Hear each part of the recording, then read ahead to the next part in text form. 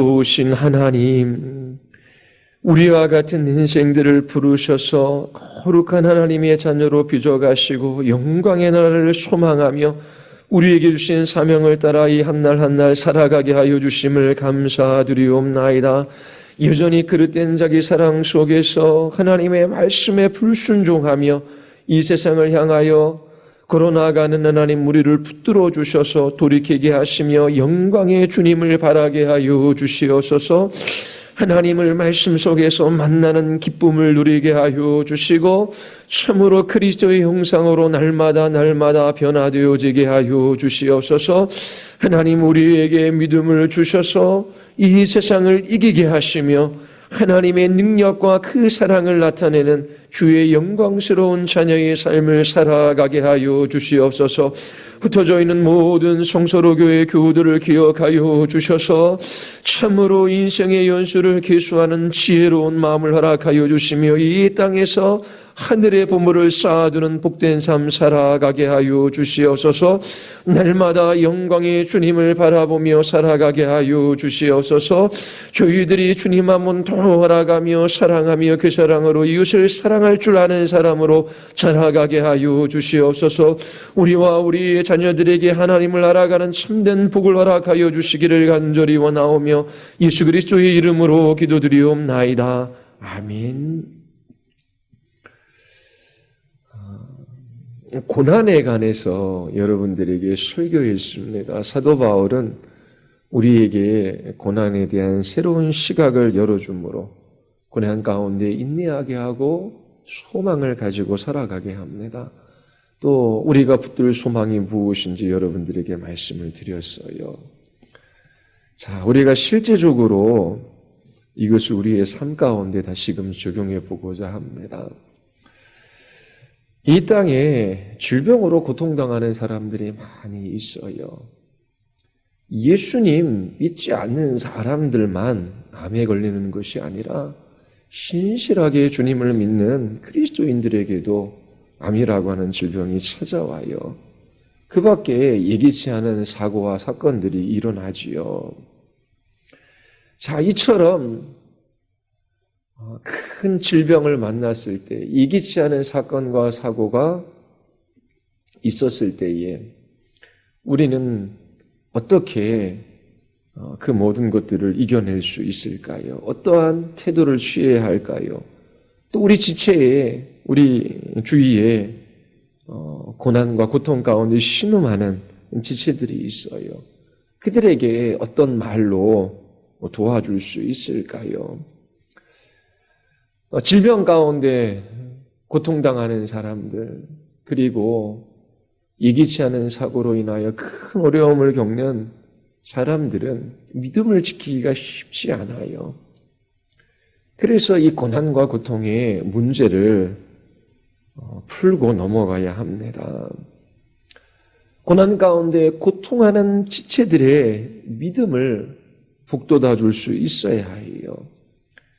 그들이 하나님의 선하심, 그 하나님의 사랑과 능력에 대한 믿음을 잃지 않고 굳건해질 수 있도록 도와주어야 하는 것이지요.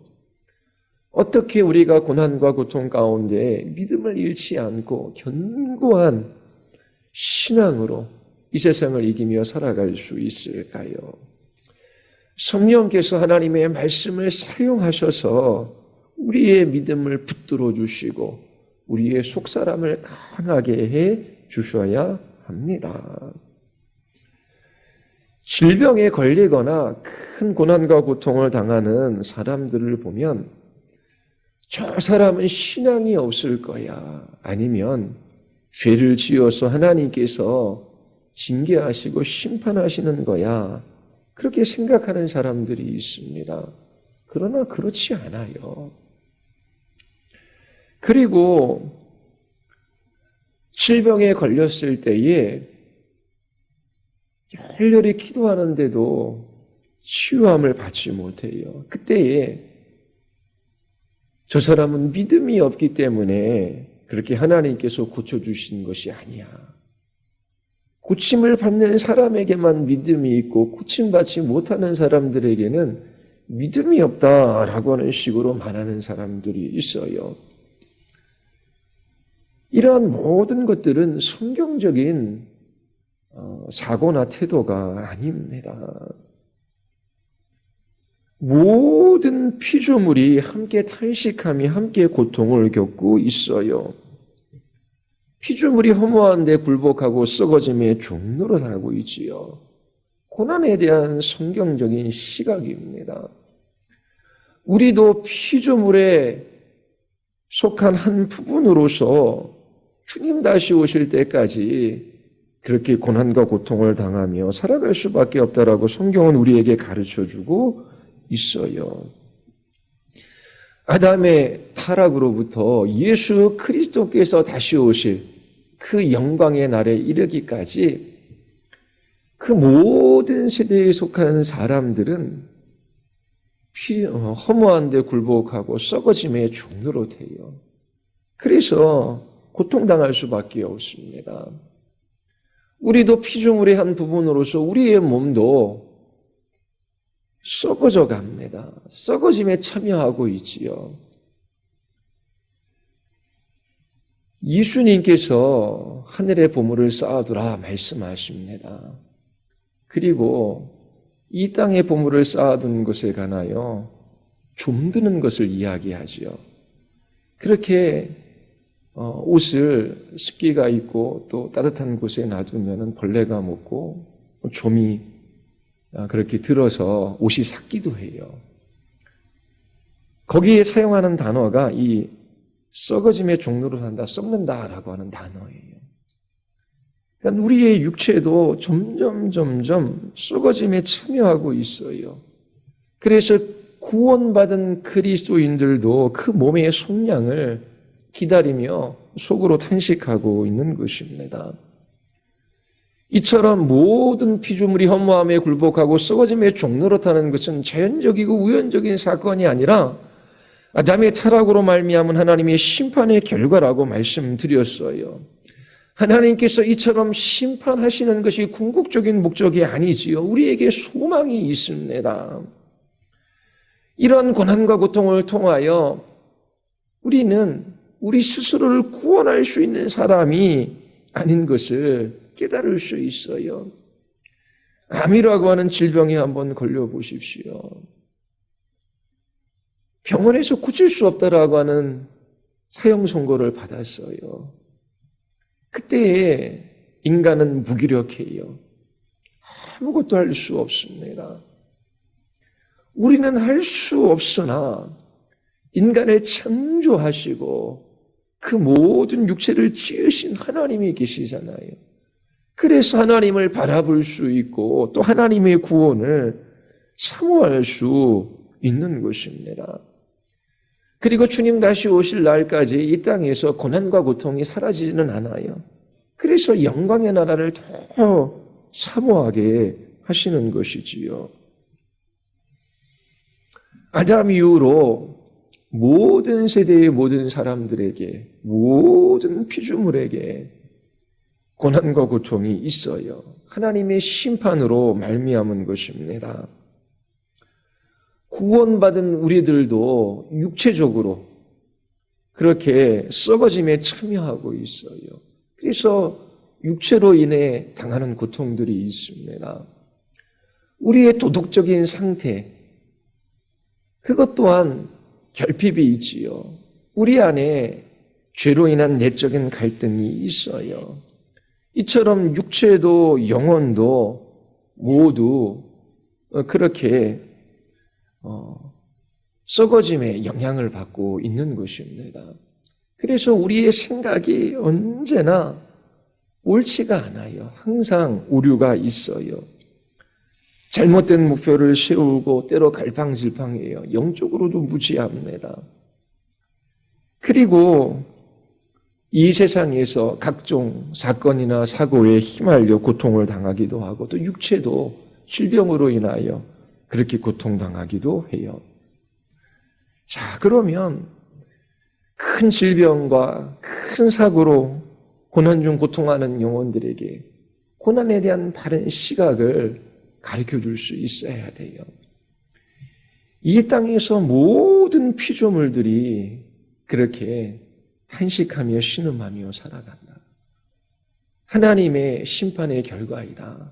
그런데 하나님의 목적은 그 고통 중 신음하며 살아가는 것이 아니다. 우리에게 소망이 있다.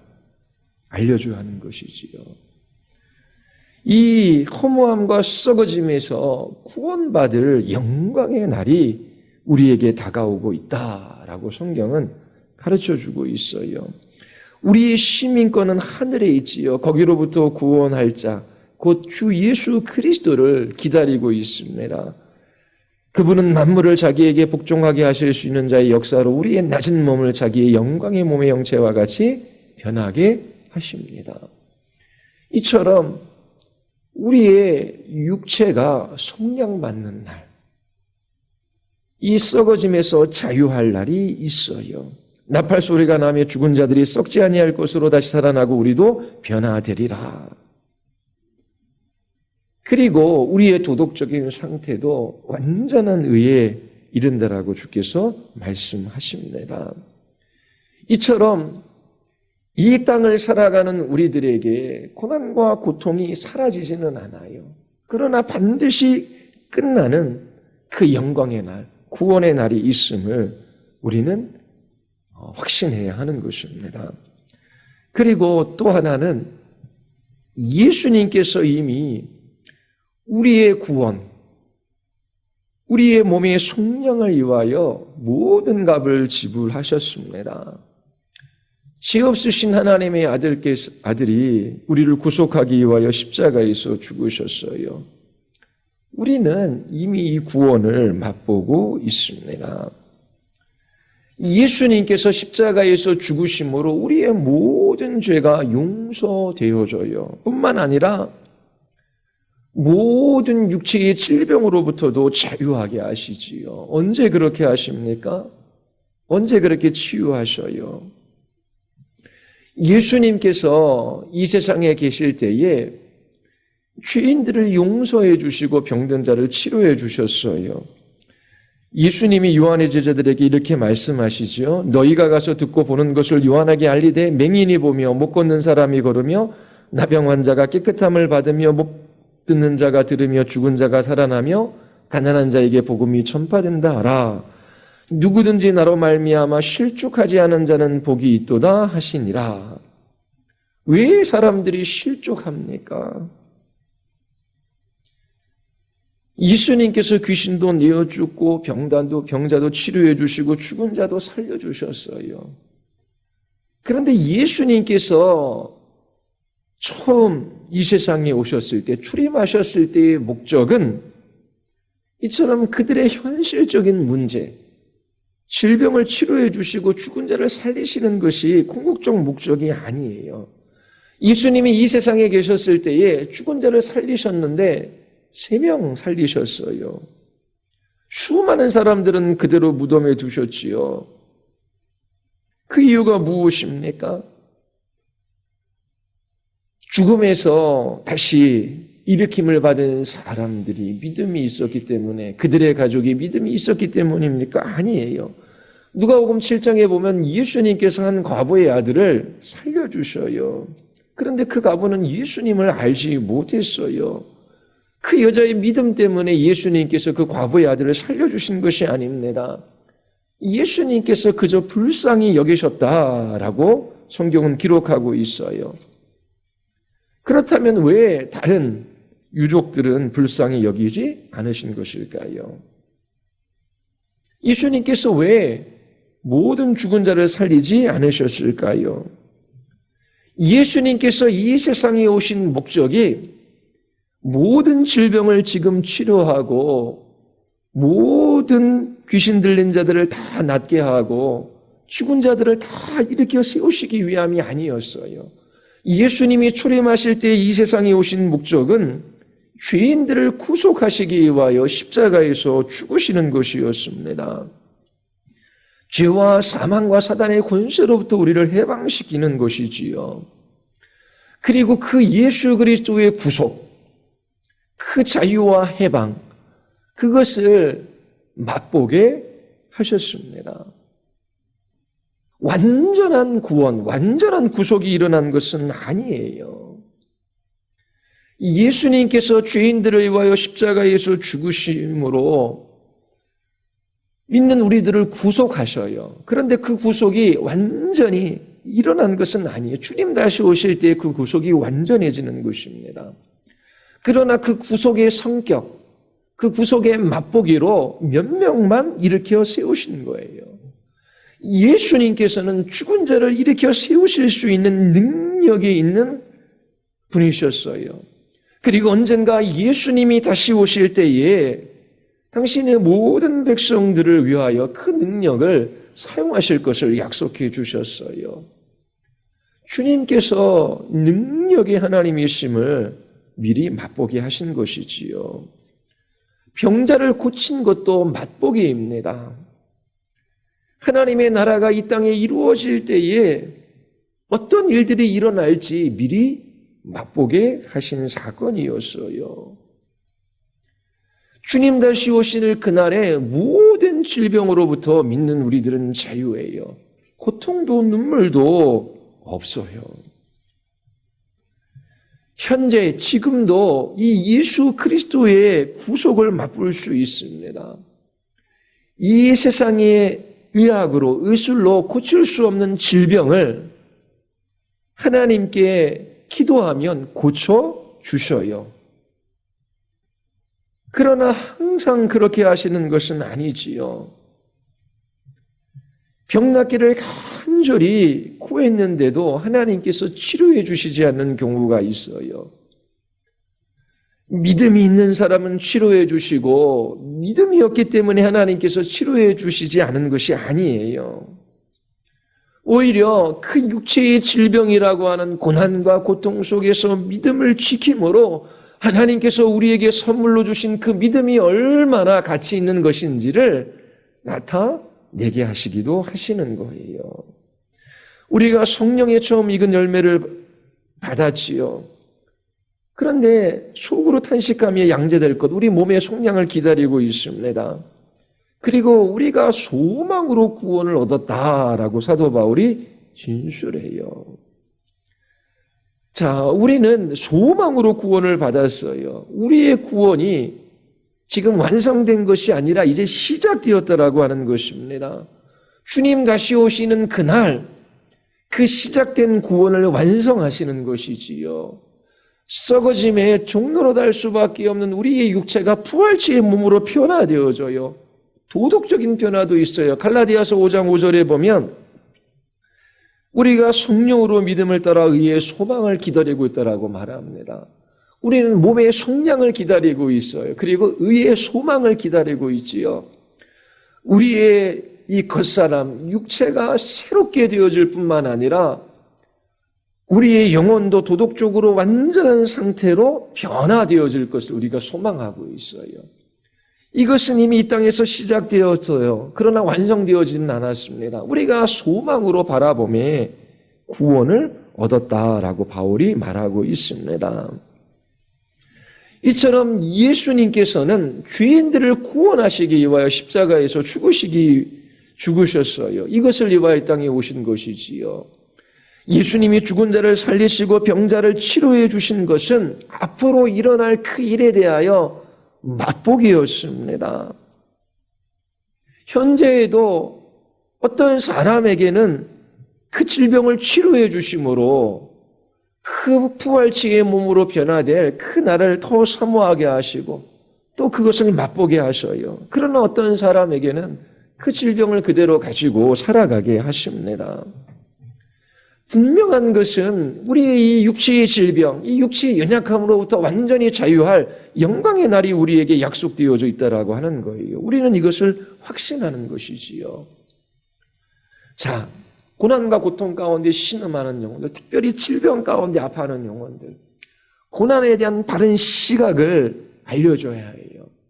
믿음이 없기 때문에 병에 걸리거나 신앙이 없기 때문에 고난과 고통을 당하는 것이 아니에요.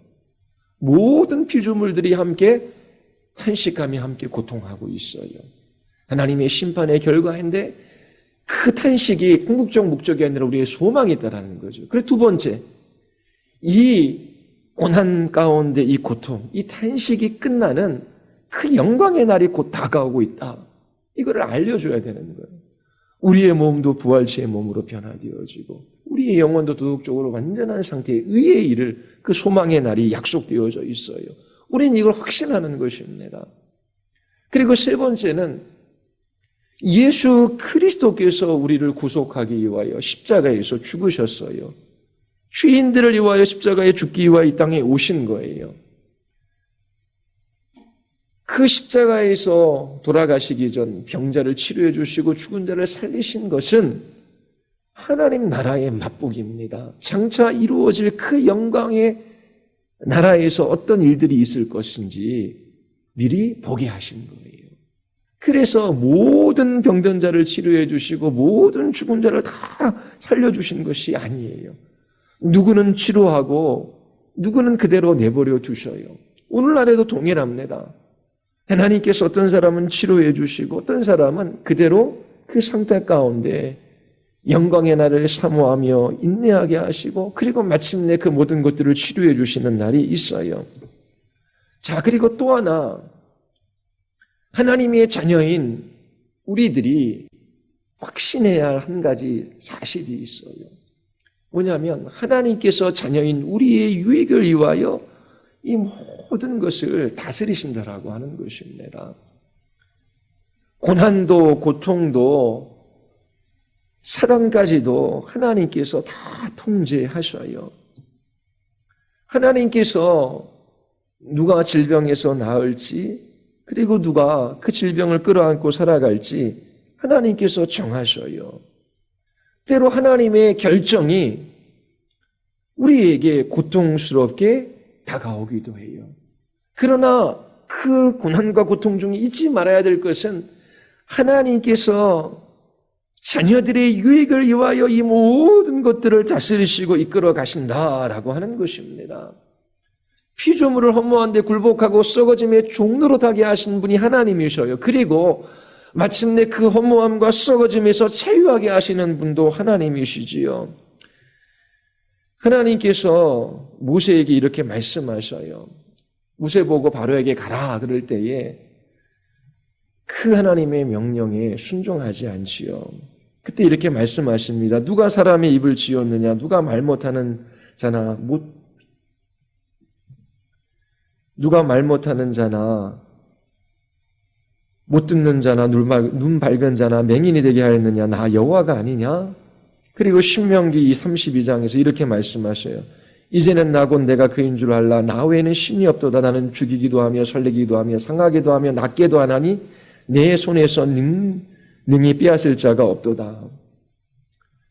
자, 사단이 거룩한 하나님의 백성들을 육체적으로 공격할 수 있어요. 그러나 욥의 경우에서 보는 것처럼 하나님이 허락하신 그 범위 내에서 사단도 역사하는 거예요. 사단은 사슬에 매여 있는 대적일 뿐입니다. 그리고 사단은 휘활하다라고 하지만 어리석은 자임에 틀림이 없어요. 하나님 나라의 진전을 방해하기 위하여 예수님을 십자가에 못 박아 죽게 합니다. 그러나 그 예수 그리스도의 십자가에 죽으신 하나님의 섭리 가운데 있어요. 예수님이 십자가에서 돌아가시자 제자들은 낙심합니다. 그러나 그 실패로 보이는 그것을 사용하셔서 하나님께서 죄인들을 구원하시는 거잖아요. 우리에게도 마찬가지입니다. 하나님이 허락하는 범위 내에서 사단이 역사해요. 그리고 신자들을 공격해요. 그들의 신앙을 무너뜨리기 위함이지요. 그런데 하나님께서 그것까지 사용하셔서 하나님의 백성들을 정결하게 하시고 더 굳건한 믿음의 사람들로 하나님께서 세워 가셔요. 그런데 사단은 이것을 알지 못합니다. 하나님께서 현재의 우리 모든 고난과 고통을 다 해결해 주시는 것은 아니에요. 그대로 육체적인 질병을 끌어안고 살아가지만 하나님이 주시는 그 믿음의 힘으로 그 모든 것을 이기게 하십니다. 우리를 더 정결하고 거룩한 그리스도의 신부로 빚어가셔요. 그리고 그 고난과 고통 속에서 하나님과 더 친밀한 교제를 누리게 하시는 것이지요. 하나님께서 사랑하는 자녀들을 징계하십니다. 그리고 히브리서 12장에 보면 하나님은 우리의 유익을 위하여 그의 거룩하심에 참여하게 하시느니라. 무릇 징계가 당시에는 즐거워 보이지 않고 슬퍼 보이나 후에 그로 말미암아 연단받은 자들은 의와 평강의 열매를 맺느니라. 우리의 유익을 위하여 그 거룩에 참여하게 하시는 것이 목적이에요. 그래서 누구는 낫게 해주시기도 하고 누구는 질병을 끌어안고 살아가게 하시는데 하나님의 결정은 하나님의 자녀들에게 유익되더라고 하는 거예요. 이것을 붙들어야 합니다. 시편 기자가 이렇게 고백해요. 고난당한 것이 내게 유익이라. 이로 말미암아 내가 주의 율례들을 배우게 되었나니 여호와여 내가 알거니와 주의 심판은 의로우시고 주께서 나를 괴롭게 하심은 성실하심 때문이다. 오히려 그 고난 가운데 이 시편은 자기에게 얼마나 그 고난이 유익된지를 고백하고 있습니다. 누가 지속적으로 그렇게 질병 가운데 살아가야 할지, 그리고 누가 그 질병에서 나음을 입을지 결정하시는 분은 궁극적으로 하나님이셔요. 그 하나님의 모든 결정은 자녀들에게 유익된 것입니다. 우리가 알거니 하나님을 사랑하는 자, 그 뜻대로 부르심을 입은 자들에게 모든 것이 합력하여 선을 이루는 거예요. 자, 첫 번째 기억하시지요. 고난에 대한 성경적 시각. 모든 피조물이 탄식하며 고통당하고 있다. 우리도 피조물의 한 부분이다. 두 번째, 이 고난과 이 탄식이 하나님의 궁극적 목적이 아니다. 하나님께서 우리를 구속할 영광의 날이 다가오고 있다. 우리의 육체, 우리의 영혼이 완전한 의로 새로워질, 변화될 그날이 있어요. 우리는 이것을 소망함으로 구원을 받은 것입니다. 세 번째, 그리스도께서 이미 우리를 구원하시기 위하여 자기 자신의 몸을 십자가에 내어 누우셨어요. 이것을 위하여 이 땅에 오신 것입니다. 질병을 치료해 주시고 죽은 자를 살리신 것은 장차 임할 하나님 나라의 맛보기예요.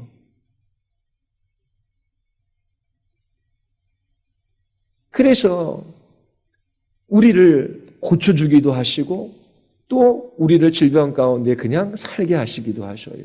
그런데 하나님의 이 모든 결정은 어떻다? 우리에게 유익된 것이다 라고 성경은 가르쳐주고 있어요. 그리고 또 다섯 번째는 질병의 낫기를 위해 기도해야 하지요.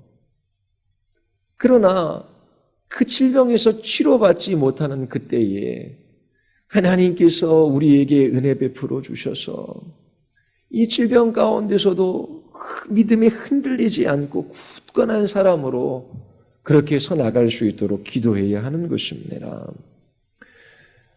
어린 자녀가 고난 가운데 있어요. 어려운 일들을 당해요. 그 어린 자녀가 아버지에게 도움을 구해요. 그러면 그 아버지가 자녀에게 가장 좋은 것을 주려고 하지요. 최고의 것을 주려고 하는 것이 너무나 당연해요. 마찬가지입니다. 우리는 사랑받는 하나님의 자녀들이 되었어요.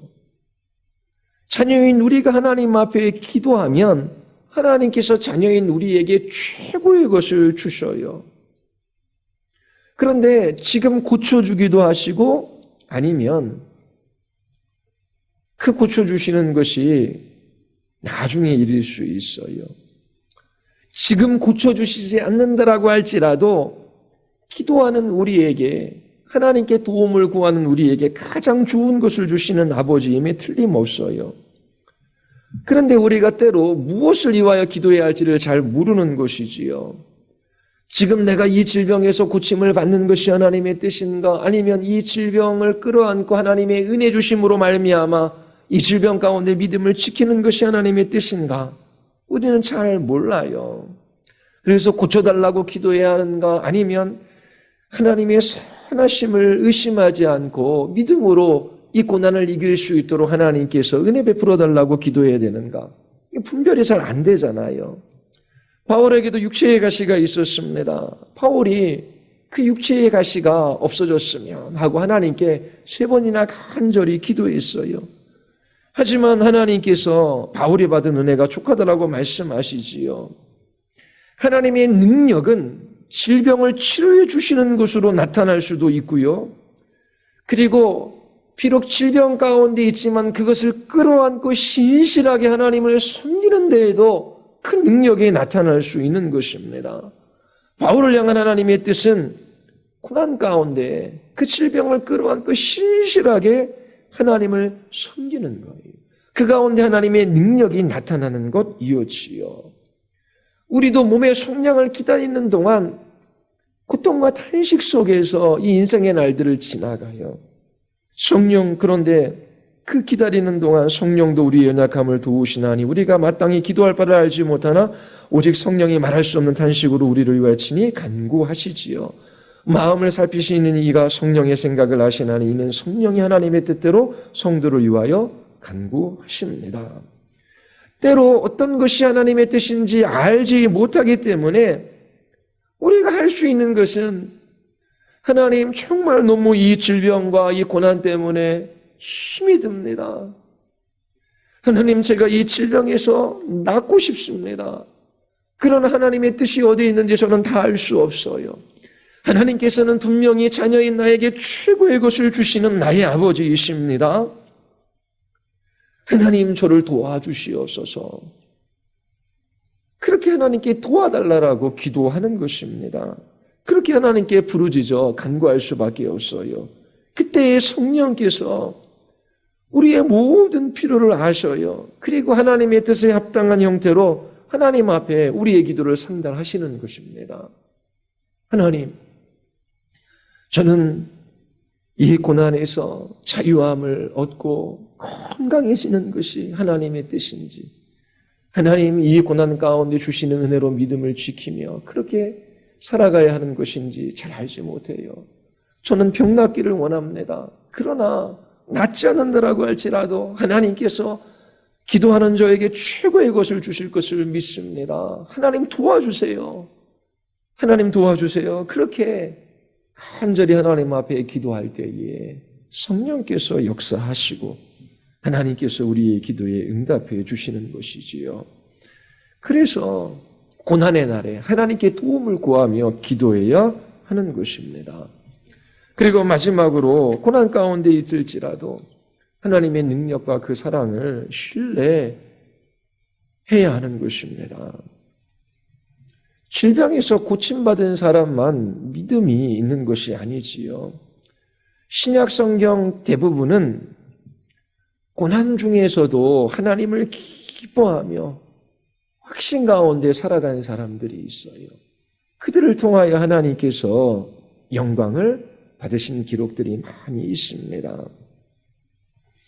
하나님은 고난으로부터 우리를 구해 주시기도 하시고 또 고난 중에 평강과 소망을 주시기도 하셔요. 히브리서 11장 한번 보겠습니다.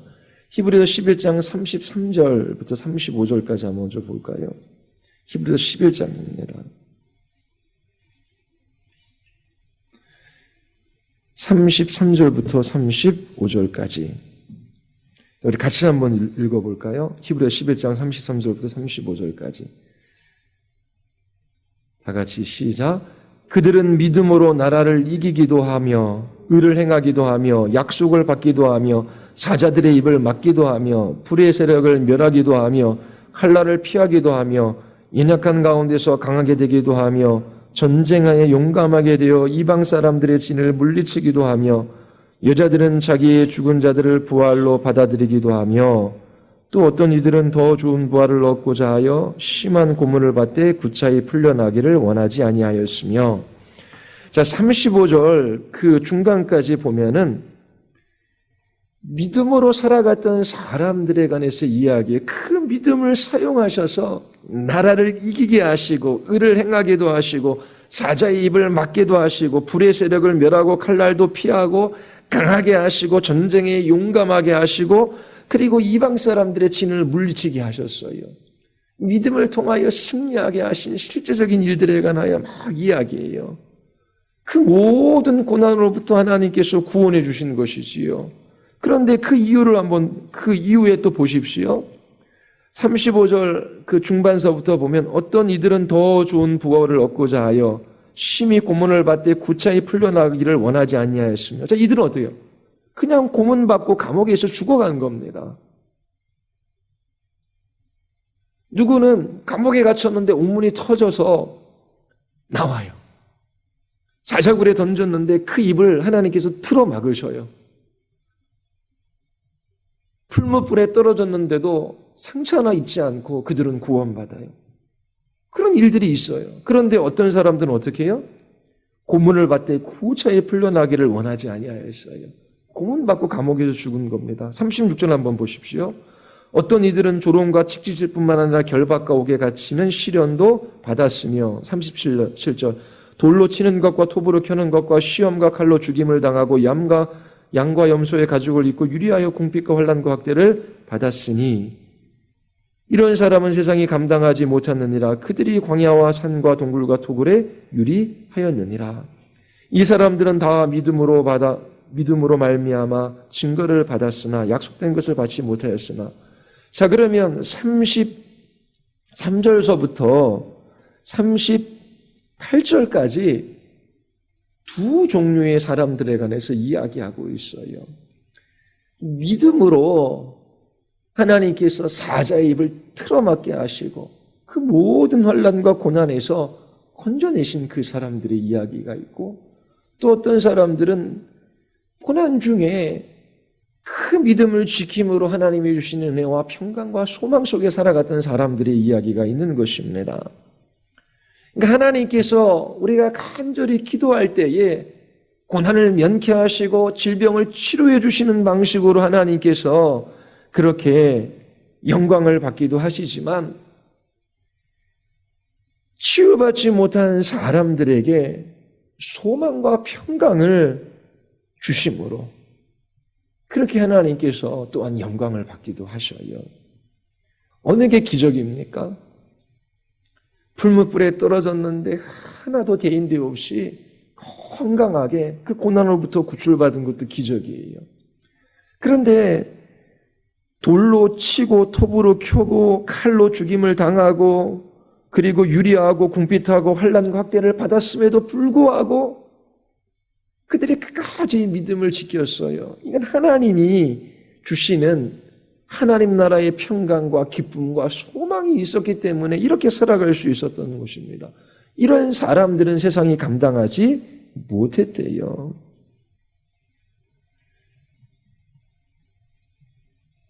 우리에게도 동일합니다. 하나님께서 고난을 면케하시고 질병을 치료해 주시는 방식으로 그렇게 역사해 주기도 하시고, 질병 가운데 있지만 기쁨과 평강 가운데 하나님께서 살아가게 하심으로 그 믿음을 통하여 하나님께 영광을 돌리기도 하십니다. 잊지 마십시오. 하나님께서 뜻하신 바가 무엇이든지 자녀인 우리에게 최고의 것을 주시기 위하여, 우리를 가장 유익되게 하시기 위하여 이 모든 일을 섭리해 가신다라고 하는 것입니다. 고난과 고통의 날에 어린아이처럼 부르짖어 하나님 앞에 기도해야 하는 것이지요. 그리고 하나님의 약속의 말씀을 붙드는 것입니다. 성령께서 우리의 기도를 도우셔요. 주님 도와주시옵소서. 간절히 어린아이처럼 주님을 바랄 때에 주님께서 자녀인 우리에게 가장 좋은 것을 주십니다. 모든 것을 합력하여 선을 이루어 가시는 거예요. 자, 그래서 여러분들이 고난과 고통을 당할 수 있지요. 우리의 가정에 어려운 일들이 찾아올 수 있어요. 그리고 교회 공동체 안에 질병으로 고통하는 영혼들도 있고, 예기치 않은 그러한 사고로 인하여 어려움 가운데 놓여 있는 지체들도 있어요. 어떻게 도울 수 있겠습니까? 하나님의 말씀입니다. 첫 번째, 고난에 대한 새로운 시각. 모든 피조물이 허무한 데 굴복하고 썩어짐의 종로로 가고 있다. 모든 피조물이 함께 탄식하며 고통당하고 있다. 나만 당하는 것이 아니다. 그리고 죄로 인한 나의 개인적인 죄로 인한 하나님의 심판의 결과, 그렇게 성경은 다 말하지 않는다. 근원적으로는 아담의 타락으로 인하여 죄가 이 세상에 들어오고 하나님의 심판의 결과로 허무한 데 굴복하고 썩어짐의 종로로 사는 것이죠. 그런데 하나님의 궁극적 목적은 탄식과 신음이 아니다. 하나님께서 어떻게 해요? 모든 고통과 질병으로부터 우리를 자유하게 하실 새날, 새 시대가 다가오고 있다. 잠시만 지나가면 돼요. 그리고 이미 그리스도께서 우리의 구속을 위하여 생명값을 지불하셨어요. 그리고 그 장차 이루어질 하나님 나라, 그 천국의 맛보기로 죽은 자도 살리시고 병자도 고쳐주시고 귀신도 내어 쫓으시는 거예요. 그래서 우리도 그것을 맛볼 수 있어요. 그러나 우리의 모든 고난과 고통으로부터 우리를 지금 당장 다 구해주시는 것은 아니에요.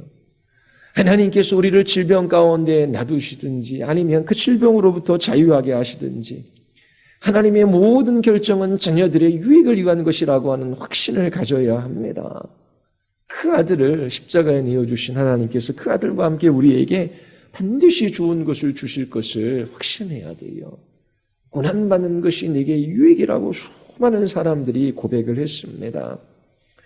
질병 가운데 치료를 받을 수도 있고 그리고 그 질병 가운데 하나님이 주시는 하늘의 기쁨과 평강으로 그렇게 이기는 삶을 살아가기도 하시는 거예요. 자, 그래서 우리는 어떻게 합니까? 기도해야 합니다. 어린아이처럼 하나님의 도움의 손길을 기다려야 돼요. 고난 가운데 하나님 주시는 은혜의 힘으로 믿음을 지키게 하시고 영광의 나라를 더 소망하게 하여 주시옵소서. 때로 어떤 것이 하나님의 뜻인지 몰라 그렇게 무엇을 위해 기도할지 몰라 신음할 때도 하나님 도와주시옵소서. 주의 도우심이 아니면 저는 살아갈 수 없습니다. 간절히 기도하며 성령 하나님의 역사하심을 의지해야 하는 것이지요. 그리고 하나님의 주권적인 선하심, 그분의 능력과 사랑을 의심하지 않고 굳게 신뢰해야 하는 것입니다. 역사 가운데 하나님께서 고난 가운데 자유하게 하심으로 구속해 주심으로 구원해 주심으로 그렇게 하나님의 능력을 나타내기도 하시고 또 그 고난 가운데 주시는 하늘의 평강과 소망으로 인내하며 믿음을 지키게 하시는 것을 통하여 하나님의 능력을 나타내기도 하시는 것입니다. 하나님께서 자녀들에게 가장 좋은 것을 주시는 분이심을 잊지 말고 이렇게 믿음으로 살아갈 수 있어야 하는 것입니다. 여러분들이 이 고난과 소망에 대한 이 진리의 말씀을 붙들고 여러분들에게 적용하고 또 고난받고 고통 가운데 있는 영혼들에게 권면하며 그들을 위하여 기도할 때에 하나님께서 정말 하나님을 찬양하게 하시는 놀라운 은혜들이 있기를 바랍니다. 우리 기도하시겠습니다. 우리 시간 기도할 때에 하나님 내일에 무슨 일이 일어날지 우리는 알지 못합니다.